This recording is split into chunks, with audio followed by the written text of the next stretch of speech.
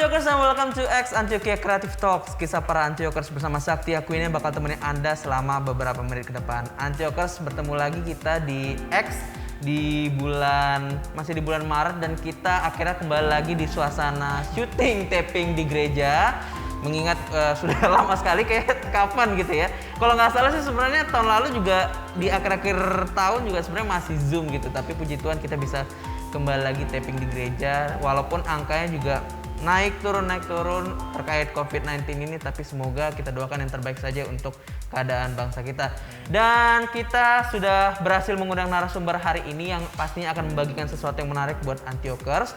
Cluenya adalah dia sebenarnya dia bukan jemaat baru, tapi yang pastinya masih banyak yang mungkin baru-baru aja ngelihat beliau ini karena dia akhir-akhirnya terlibat di pelayanan musik di Antioquia Tebet. Siapakah dia? Langsung saja saya perkenalkan, nama panjangnya adalah Jimmy Sembiring atau biasa saya panggil dengan Bro Jimmy. Ini dia. Halo Bro Jimmy, selamat malam.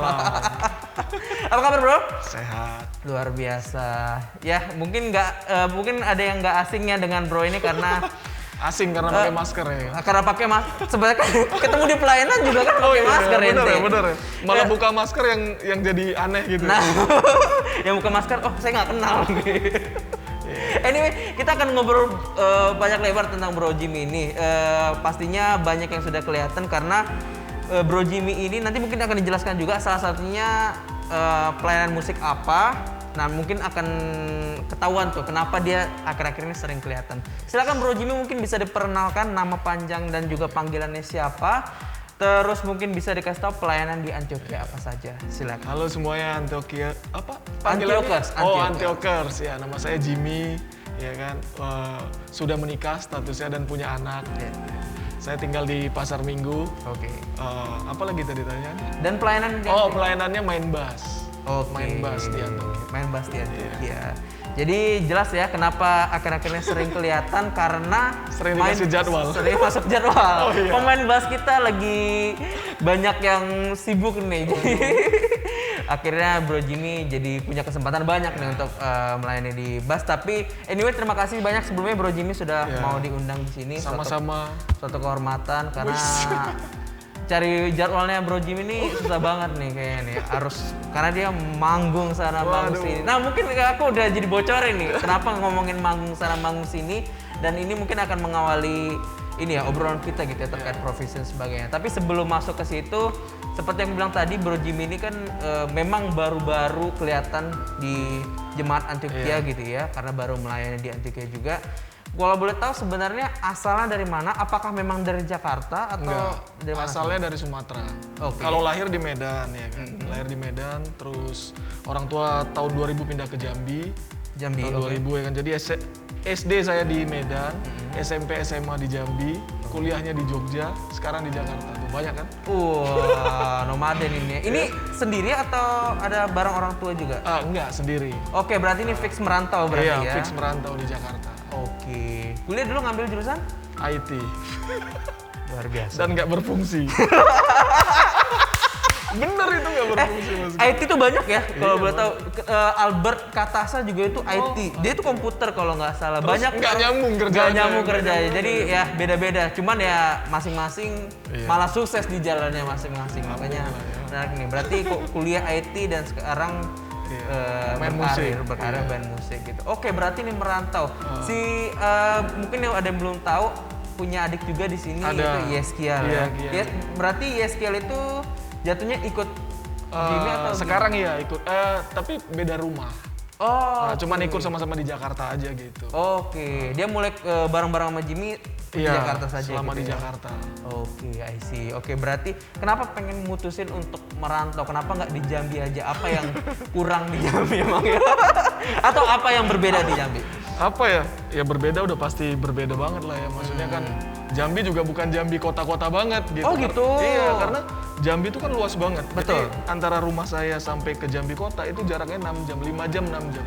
Jadi ya, kalau dari rumah tuh ke Jambi deket, maksudnya ke Jambi Iya, jaraknya 6 jam, ke Padang juga jaraknya 6 jam gitu. Jadi Waduh. hampir tengah-tengah sih sebenarnya dia lintas Sumatera gitu. Oke, kalau boleh tahu apa nama daerah mungkin bisa Rimbo Bujang. Rimbo Bujang. Ah, Ada apa di sana yang Kabupatennya Tebuk. Kalau di sana apa ya? Rata-rata orang sih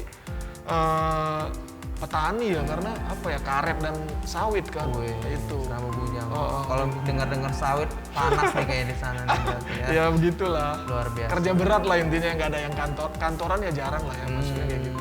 Lapangan pekerjaan untuk kantoran gitu sebenarnya agak kecil lah gitu. Lebih Berarti orang tua di sana ya? orang tua masih di sehat Jambi. semua sana? Sehat. Oke. Berapa bersaudara berarti? 3.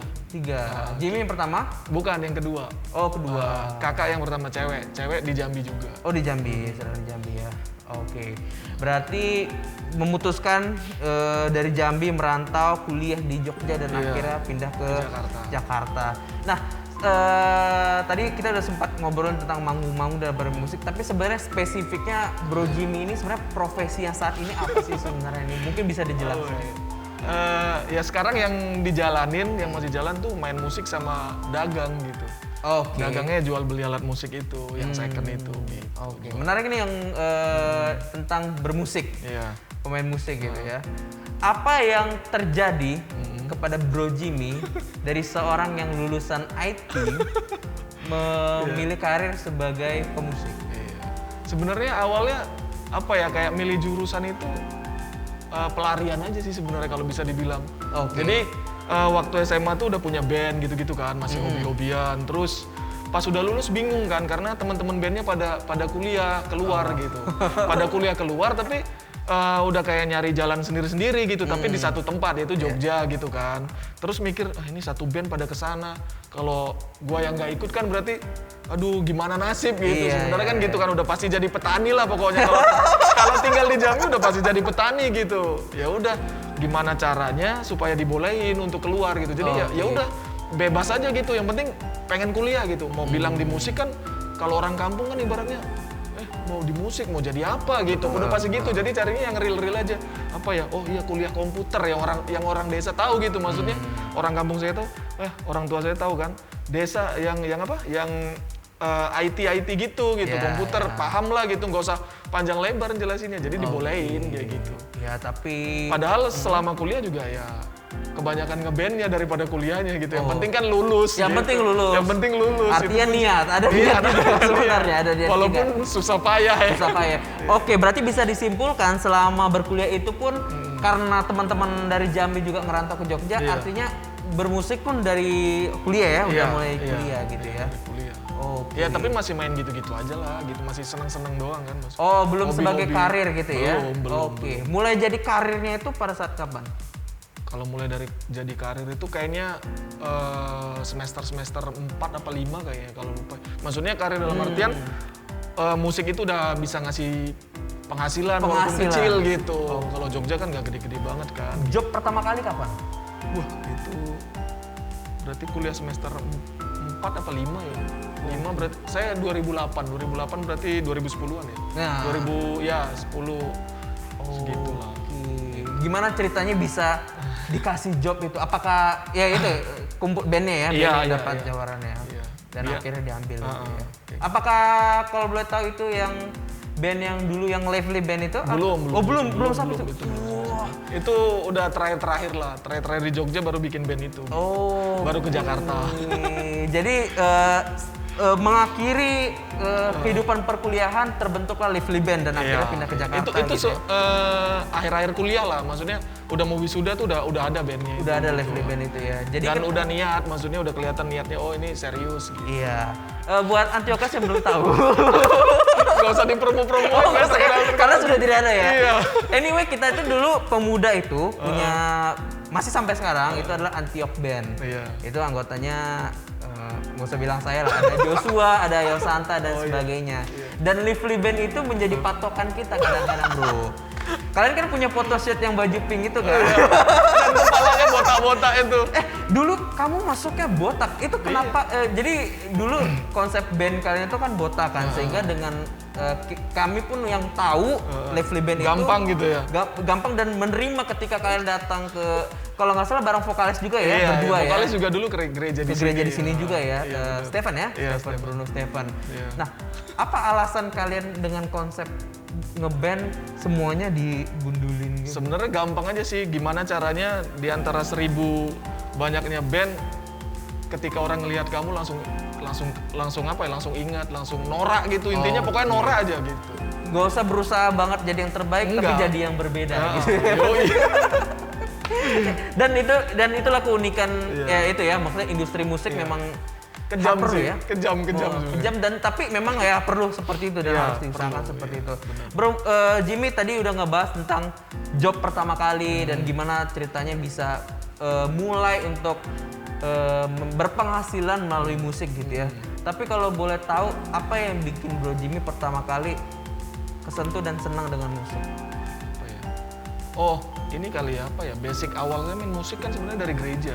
Oke. Jadi memang benar-benar dari gereja. Terus memang seneng ya, jadi kayak udah hobi aja gitu jadinya. Ketika nggak main itu rasanya, ya gimana sih kalau misalnya Bro Sakti juga punya hobi kan.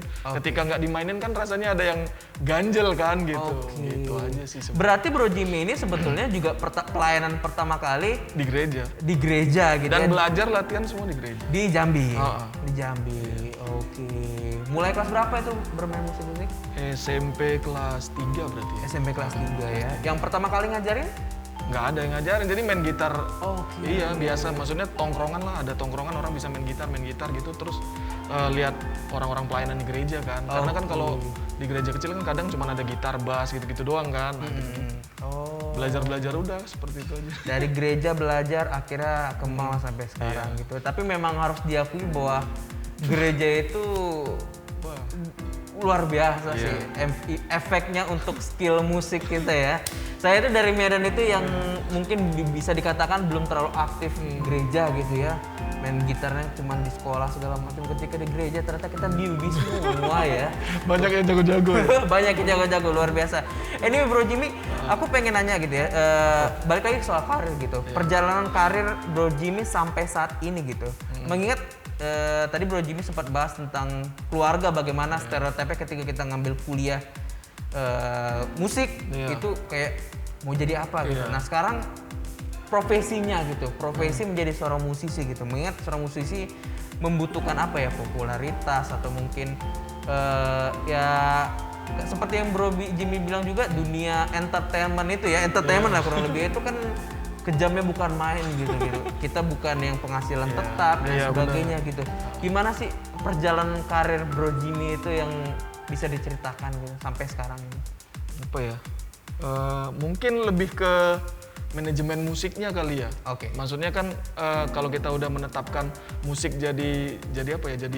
Jadi bahan mata pencarian, berarti kan kita mulai gimana caranya ya membisniskan musik itu sendiri sih. Kalau saya lebih ke situnya. Jadi mungkin ya dengan cara kita konsisten, dengan cara kita on time, kan itu yang paling nggak bisa ini ya. Maksudnya di musik itu yang paling nggak bisa dilupain lah, yang kayak gitu-gitu sih. Maksudnya terus dengan orang ngasih kepercayaan, bisa nggak nih main tanggal sekian kayak gitu-gitu sih. Maksudnya orang udah percaya, ya udah kita jaga kepercayaan itu gitu sih. Pengalaman apa kali ya dibilang mungkin ternyelkit atau ternyakitin selama berprofesi sebagai musisi, ada yang bisa diceritain? Bayaran murah pasti. Oke. Itu sebenarnya Iya. apapun pekerjaannya ya. Apapun pekerjaannya itu benar. Tapi case-nya waktu itu pada saat kapan? Ini apa maksudnya? Oh, ini baru-baru aja nih. Jadi Oke. baru-baru aja dikasih event kan dari teman gitu. Terus dia nggak main di situ. Jadi dia ibaratnya dia calonya lah gitu. Tapi kan terima-terima aja karena memang harganya masuk gitu. Cuman ketika dia ngirim rundown, ternyata ada rincian biaya untuk band dan untuk apa itu ada di bawahnya, paling bawah gitu, dan ketahuan gitu.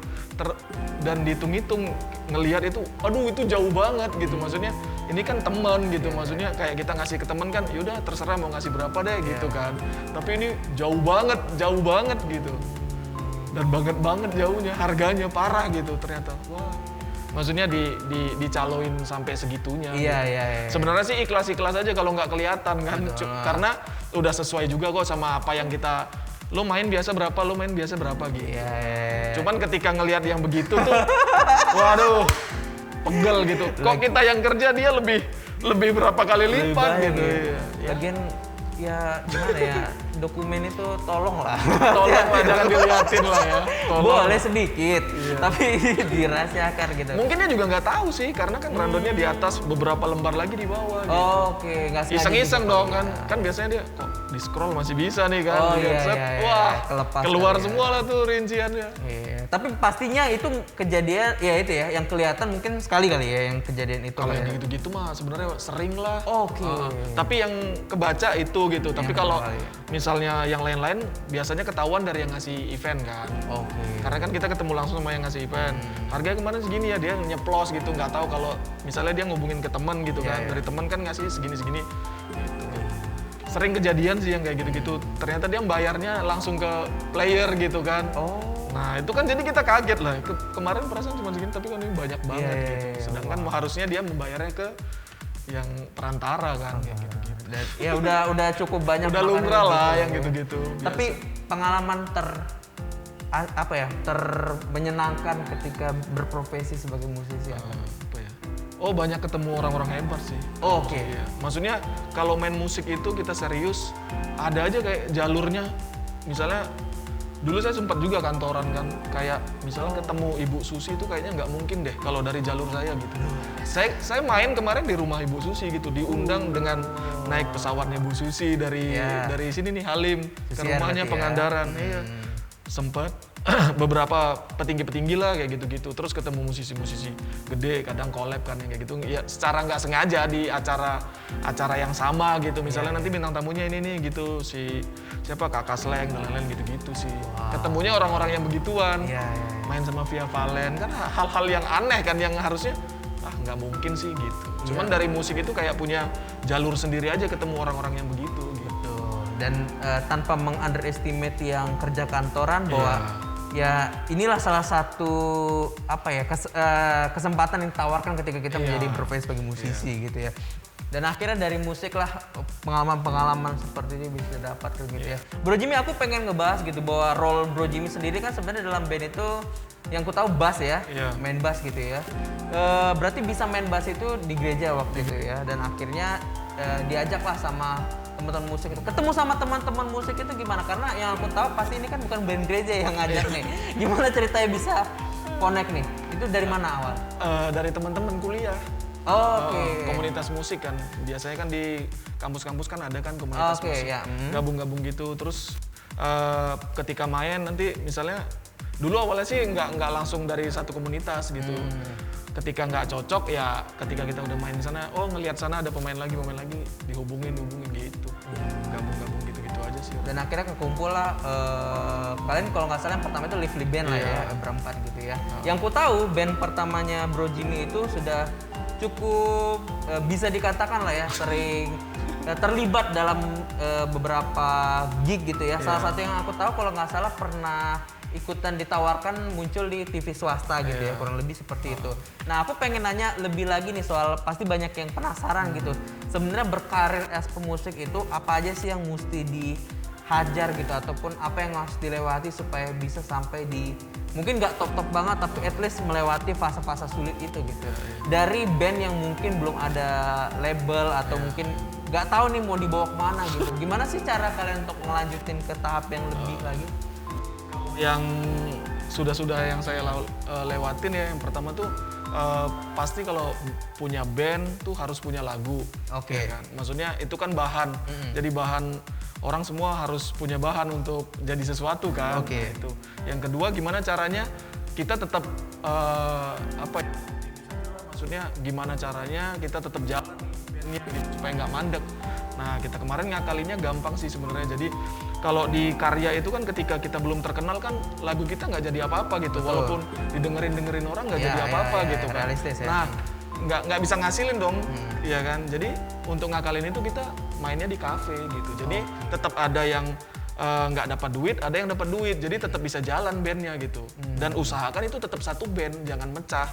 Dalam artian ya walaupun kebutuhan masing-masing tapi tetap gitu dalam satu band untuk berjuang sama-samanya supaya ketahuan gitu, maksudnya oh ini benar-benar kuat nih gitu, nanti kebentuk sendiri sih sebenarnya kayak gitu.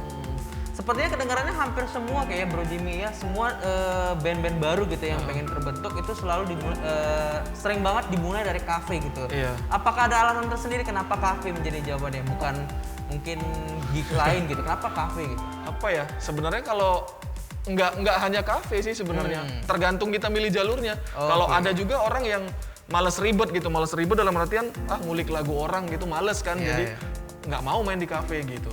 Tapi ketika mau banyak belajar lagu dan maksudnya dari kafe itu banyak sih yang bisa didapat gitu, berkembang, terus kita ngeladenin orang tuh seperti apa kan, macem-macem kan orang-orangnya kayak gitu-gitu sih. Pasti udah makin jago lah ibaratnya kalau untuk hanya lagu sendiri gitu. Betul. Gitu sih, lebih ke apa ya, banyak pengalaman yang didapat kalau main dari kafe gitu. Asumsiku kafe yang Bro Jimmy sebagai dan teman-teman itu ya untuk gig pertama itu, asumsiku adalah kafe yang mungkin orang-orang yang tidak punya koneksi dengan Bro Jimmy dan kawan-kawan gitu kurang lebih.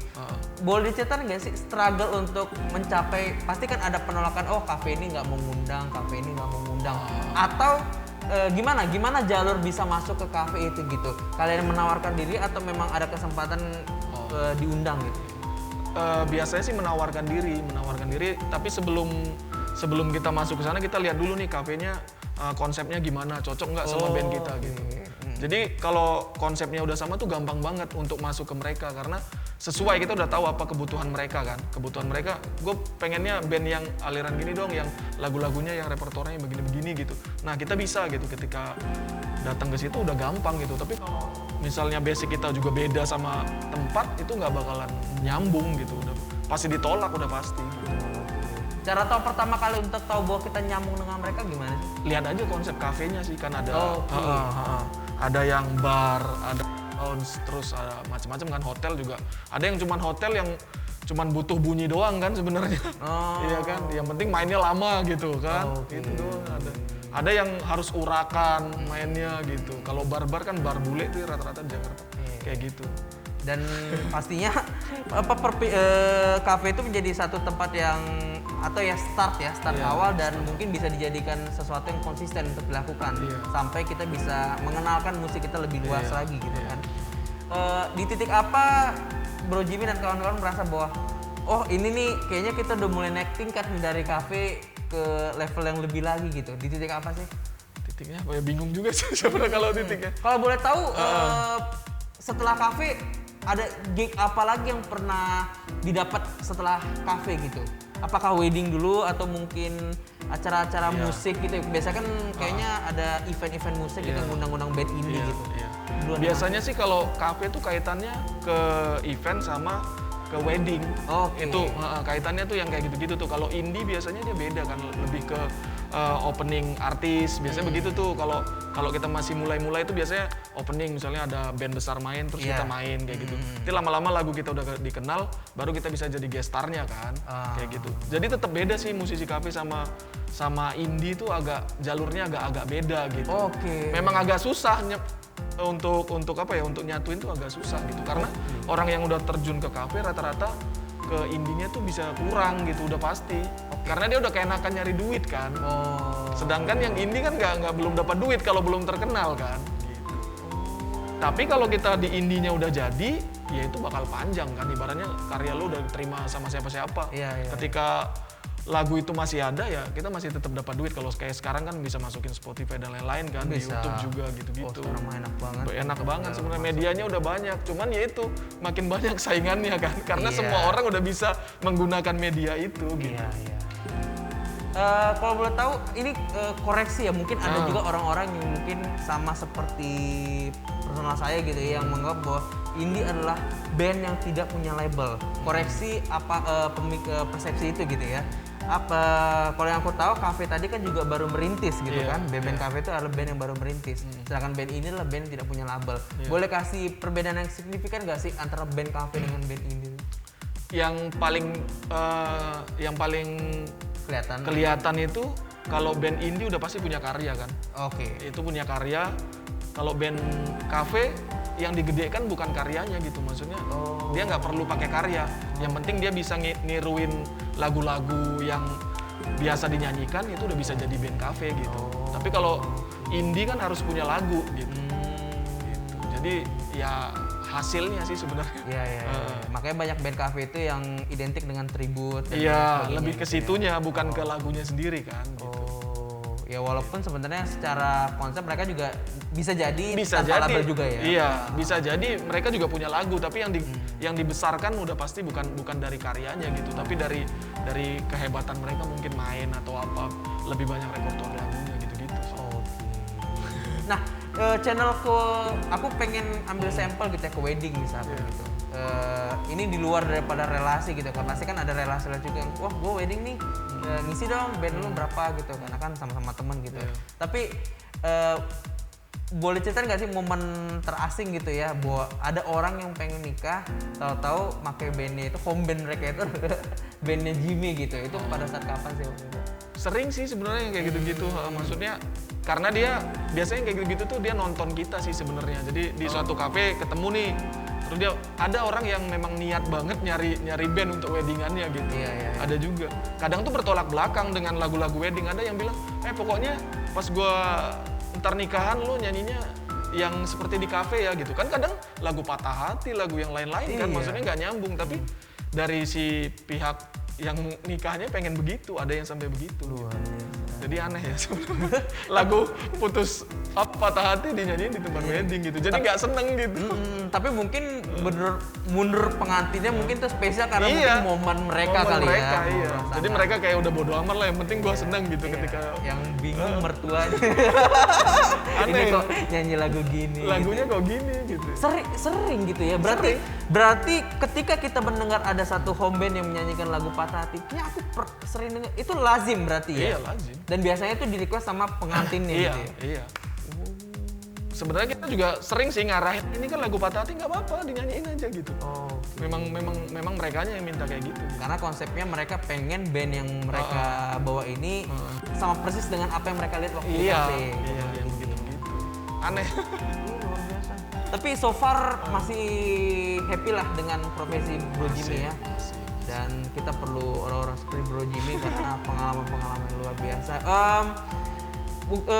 Selain daripada ini ya pengalaman ngeband di sekuler lah dikatakan gitu ya, ya mungkin event dan sebagainya gitu ya. Ini kita mulai masuk ke ranah rohaniawan. Ngeri. Pernah nggak sih dapat job tampil di gereja? Belum. Belum. Tapi main di gereja dibayar pernah. Oke. Karena bantuin gereja orang gitu. Nggak tahu sih maksudnya. Oke. Pernah dua kali tuh. Dalam satu hari gitu numpuk. Jadi dia kayaknya posisinya gantiin basisnya gitu. Dalam ibadah itu dia dua kali ibadah. Dan kebetulan di ibadah itu memang pemusiknya emang ada fee-nya gitu ada ya. fee-nya. Baru kali itu sih sebenarnya. Luar biasa. Tapi balik lagi kalau gereja bingung kita tentang pelayanan yang dibayar gitu ya. Tapi masing-masing sih sebenarnya Masing-masing kayak lah. ada beberapa gereja juga memang seperti itu kayak musiknya dibayar. Tapi kalaupun tidak dibayar ya tidak apa-apa. Iya. Namanya juga pelayanan. Iyalah. Kalau enggak ya namanya bukan pelayanan. aku Cari bingung. uang, ya. Aku bingung. Yang penting fokusnya ya, fokusnya ke pelayanan ya, bukan pelayanan. dapat syukur, nggak dapat juga nggak apa-apa. Bro Jimmy, aku seneng banget gitu ya ngebahas soal karir musik tadi gitu. Karena pasti struggle-nya banyak banget. Karena seperti tadi ya, dia dari bukan apa-apa, mungkin bisa dibilang karirnya belum mencuat ke atas gitu, akhirnya bisa dikatakan stabil lah sekarang gitu ya profesi sebagai musisi. Kalau boleh tanya tentang tadi ya, tadi Bro Jimmy ngebahas tentang profesinya sebagai musisi, tapi juga ngebahas tentang usaha untuk jual beli alat musik juga. Dan mungkin ada yang belum tahu juga, Bro Jimmy ini membuka, ini nggak apa-apa sekaligus promo aja, ini kita biasanya narasumber ada yang promo juga kok. Bro Jimmy ini membuka sebuah showroom yang kalau nggak salah boleh koreksi showroom bass ya namanya gitu ya. Apakah ini adalah usaha Bro Jimmy jualannya bass aja atau ada alat musik lain? Pokoknya yang berkaitan sama bass aja. Oh, oke. Kayak ampli Ya, gitu ya. untuk sekarang ya, maksudnya untuk sekarang karena modal. Modal. Jadi Penting. yang berkaitan dengan bass aja yang baru ada. Gitu. Oke. Mulai berkarir sebagai bisnismen untuk bass ini, bisnismen lah ya, gitu ya kan? Bener Ngeri ya? ngeri ya. Tapi cuman ya kelihatannya kayak Iya. luar biasa nih. Dari tahun berapa? 2019 Juni. 2019 Juni gitu. Mulai pandemi itu. Mulai pandemi apa? Setahun sebelum pandemi Iya, kayaknya. iya, 2019 setahun. Juni ya, setengah Iya. ya. Gimana bisa kepikiran untuk dari musisi, kayaknya menarik nih untuk jual alat musik juga. Apa ya? Yang pertama mikirnya karena ngertinya cuman bass kan gitu. Oke. Jadi jualannya gimana caranya supaya saya buka usaha tetap di jalur yang saya seneng gitu. Oke. Iya, karena pernah juga sebelumnya udah buka jualan es coy, udah aneh kan, dan nggak Ngapain? nyambung gitu. Ngapain? Dan ya gimana gitu untuk hidup di Jakarta kan kejam kan. Menarik nih, aku pengen bahas tuh jadi jualan es apa? Jadi ada apa ya dulu namanya? Oh Pasco. Jadi Passion of Coklat gitu. Jadi Oke. franchise dari mana ya? Dari Solo apa Jawa Tengah Es lah. krim ini ya? Enggak, jadi semua blend gitu, di blend Oke, konsepnya oke. gitu. Terus kita beli dong franchise-nya iseng-iseng kan. Ya udah nyobain. Pertama orang sih yang jaga kan. 3 bulan 6 bulan masih jalan oke lah ya kan, namanya minuman musiman kan dia tetap bermusim ya kan, ketika ada musimnya ya bagus gitu, pas nggak musim ya kelar gitu kan, ya udah kelar begitu aja sampai terakhir ya saya yang jaga sendiri gitu. Terus terakhir mikir lah, saya kesini kan mau main musik cari duitnya kok jadi jualan es gitu. Jadi jualan es mah udah mending dari dulu lucu gak sih? Iya kan, tuh ngeri kan. Tuh. Aduh. Tapi kan Nggak nyambung jadinya. Iya. Dan ya balik lagi memang pertama cara menentukan bisnis itu adalah Yang kita seneng. kita senang dan relate gitu ya. Kalau nggak udah- relate jatuhnya Iya, kita nggak paham jangan-jangan deh, jangan maksudnya ya udah pasti keuntungan tuh udah pasti bisa dibilang dikit lah, udah kalau nggak dikit ya rugi udah gitu doang kalau kita nggak paham kan. Setelah Bro Jimmy sebenarnya ini yang menurutku ya, kayaknya ini adalah konsep yang menarik gitu karena judulnya adalah showroom bass. Artinya semua yang berkaitan dengan Iya. bass gitu. Setelah Bro Jimmy berapa banyak sih atau seberapa sering gitu tentang showroom bass? Karena aku sendiri kayaknya ini baru pertama kali aku tahu ada showroom yang hanya berkaitan dengan bass gitu. Biasanya kan orang aji mumpung Iya. jual gitar juga, Iya, drum juga iya, gitu. iya. Berapa banyak sih? Jadi kalau di Jakarta itu rame banget sebenarnya pemain-pemain. Kalau saya kan khusus second kan. Iya. Jadi jualan second alat musik itu ternyata rame banget setelah saya, maksudnya udah 2 tahunan ini jalan showroom bass, makin lama makin tahu banyak gitu, apalagi se-Indonesia itu banyak banget gitu. Terus gimana sih supaya jualan saya cepat dikenal orang gitu, maksudnya tetap harus ada cirinya kan. Jadi ya udah saya jualannya cuman bass. Karena saya mikirnya gimana caranya ketika orang mau nyari bass ingatnya cuman showroom bass gitu. Oh. Jadi gimana tuh, maksudnya tetap kayak ngeband tadi harus Iya, punya identitas sih Iya, sebenarnya, iya, identitas iya. gitu. Orang banyak sih yang jualan apa ya, second semua kayak borongan, drum semua ada, keyboard ada. Memang benar ketika orang nyari, ini ada nggak ada gitu, karena dia semuanya ada gitu. Tapi nggak fokus gitu. Kalau saya pengennya konsepnya tetap fokus. Betul. Ketika orang nyari berkaitan dengan bass, oh udah showroom bass ada semua kayak gitu. Dan udah pasti bahwa variasinya juga lebih banyak, orang juga bisa punya pilihan opsi banyak gitu ya. Lebih ke situnya sih. Menarik ini. Berarti salah satu kunci yang bisa dibagikan lagi bahwa bikin bisnis itu juga terarah gitu ya, Iya. spesifik gitu ya, mau apa. Dan dari 2019 dibanding S yang cuma 6 bulan dan berapa lagi tadi, ya itu menarik itu juga lumayan lah 6 bulan gitu, ada 2 bulan kelar gitu. Iya, itu. Ya, tapi ini udah bertahan berarti sekitar 3 tahun ya bro Iya, ya. ini mau Dan jalan sampai 3 sekarang tahun. masih aman Masih ya. aman. Karena aku dengar juga dari ISKL juga bahwa usaha ini sampai udah kirimnya juga jalurnya udah bukan Jabodetabek lagi ya. Iya, Ada yang se-Indonesia. pesan se-Indonesia juga ya. Ada mungkin yang dari luar tempat beli juga? Banyak sih sebenarnya yang order, misalnya dari mau order gitu dari Malaysia, Singapura, cuman proses pengirimannya kadang nggak apa ya, kayak aduh takut nanti sampai sana jadi Betul. belah tiga ya kan. Betul. Dan kan percuma gitu.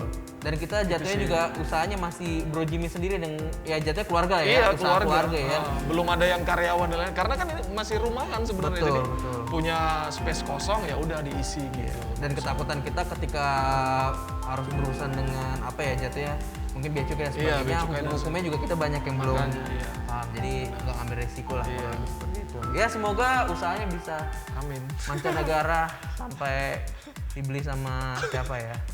Sama. Siapa ya? Ed Sheeran deh. Ed Sheeran pakai jadi gitar main dari bass ya? bass. Jadi main bass dia. Bass second. Bass second ya, hanya bass Iya. second ya. Iya, Bass bass second ya. Dan kualitasnya tapi Iya. nggak kacang-kacangan gitu ya. Bro Jimmy, aku pengen ngebahas sesuatu tentang ini ya, stereotip bahwa Bro Jimmy ini berarti bermusik dari gereja, artinya tanpa ada kursus dan sebagainya ya, kurang Iya, lebih betul. seperti itu. Aku pengen tukar pikiran aja sih sebenarnya, bahwa ada orang stereotip bahwa ada orang yang belajar musik itu melalui kursus musik dan sebagainya gitu Iya. kan. Terus ada yang memang belajarnya Otodidak. seperti Bro Jimmy otodidak, kurang lebih seperti itu. Apa sih sebenarnya yang menentukan kalian bermusik itu? Apakah ditentukan dari sumber ajarannya atau gimana? Apa ya? Dibilang kursus juga nggak salah sih sebenarnya kan. Kursus nggak salah, otodidak juga nggak salah sebenarnya. Masalah supaya konsisten itu hobi dulu sih sebenarnya, memang udah senang dulu. Kalau senang dengan apa yang kita kerjain udah pasti nggak stop sih kayaknya. Iya. Maksudnya pasti jalan terus kan. Kayak kita ngelihat orang apa ya, hobinya mancing gitu. Kita kadang ngelihatnya heran kan, maksudnya itu mancing cuma nungguin situ jadi ditungguin tuh berhari-hari kan. Tapi yang namanya dia hobi, udah mau Iya. gimana? Iya. Kita kayak nyalain, ngapain sih mancing cuma di situ doang. Dan mereka lakukan itu nggak cuma satu hari itu Iya, ya, bisa bolak-balik. bolak-balik. Bayangin aja. Jadi pertama kali memang menentukan gimana kita ini harus senang Senang dengan dulu. itu. Iya. Iya.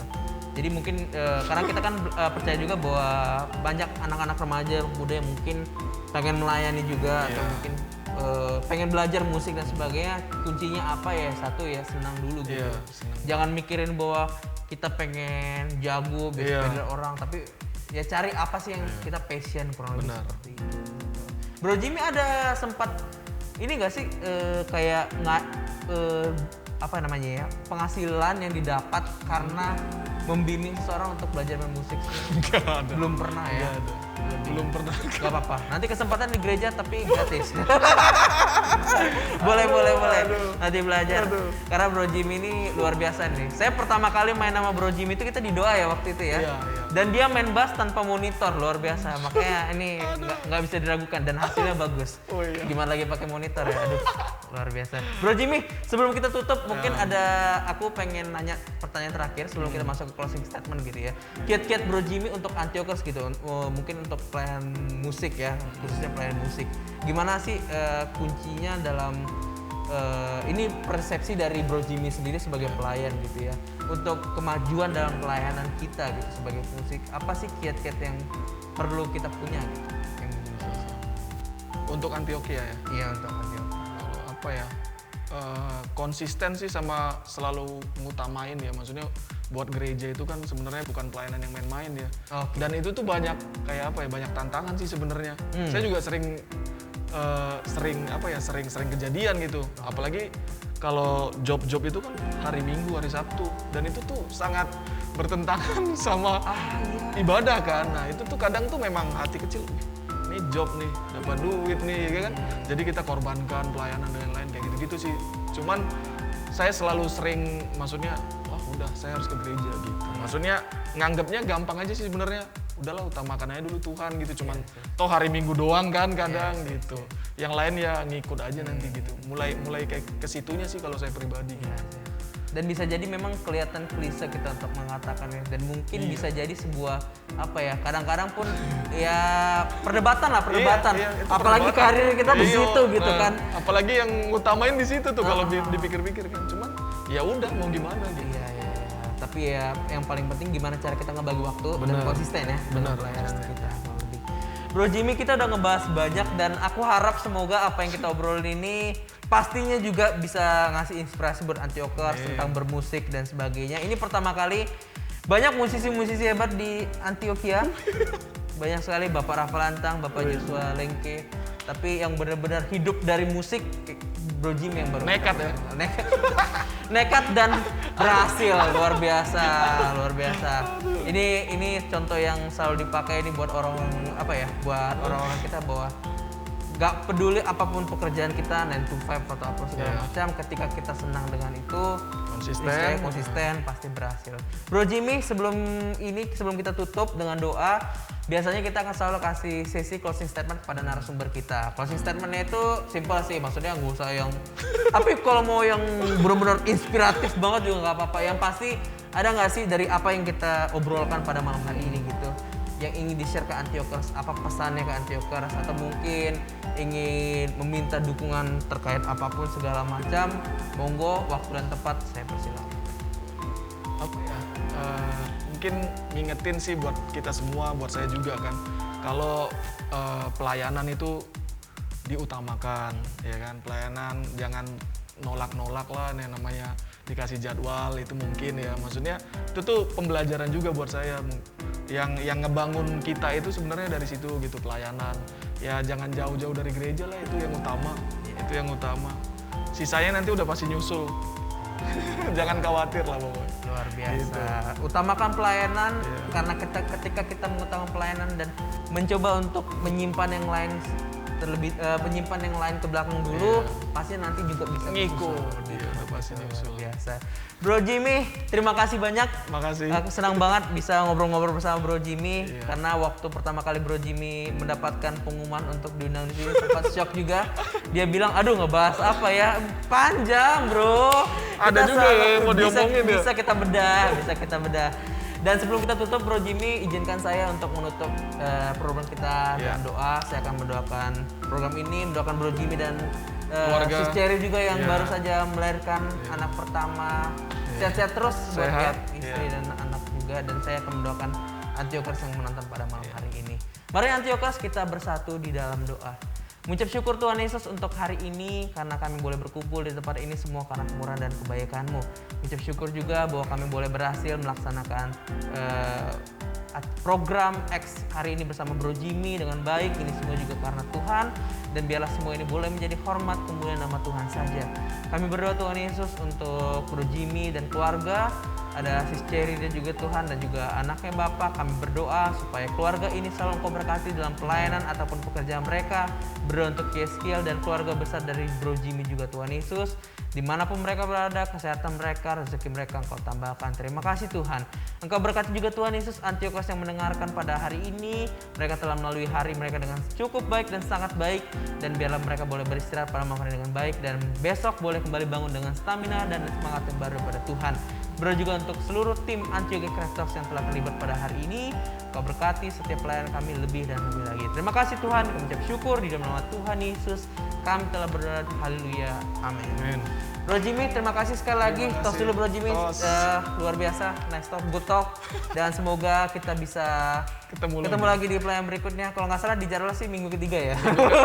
Minggu kedua, minggu ketiga. Kita bareng minggu kedua juga. Kamu minggu kedua, minggu ketiga. Kayaknya kita barengnya minggu ketiga. Tetap semangat Bro Jimmy. Semangat dan semuanya. Sehat-sehat terus karena angka COVID juga sepertinya cukup tinggi. Jaga-jaga lah ya. Jaga-jaga terus. Oke, sampai ketemu lagi Bro Jimmy. Tuhan Yesus berkati. Tuhan Yesus berkati. Dan Antiokers, terima kasih banyak untuk hari ini yang sudah mendengarkan, dan pastinya jangan lupa juga untuk terus support program X Antiochia Craft Talks. Dan kalau misalkan ada usul apapun ataupun usul narasumber, boleh banget put komentar di bawah. Dan juga jangan lupa juga untuk like, share, dan subscribe channel ini dengan cara klik tombol subscribe, atau bisa juga klik lonceng di bawah supaya tidak pernah ketinggalan dengan video terbaru dari YouTube channel GPDI Antiochia Tebet. Dan pengumuman kita sepanjang minggu ini, di hari Kamis seperti biasa ada doa jam 6:30 malam, renungan rohani giat hadir setiap hari di Instagram dan Facebook GPDI Antiochia Tebet.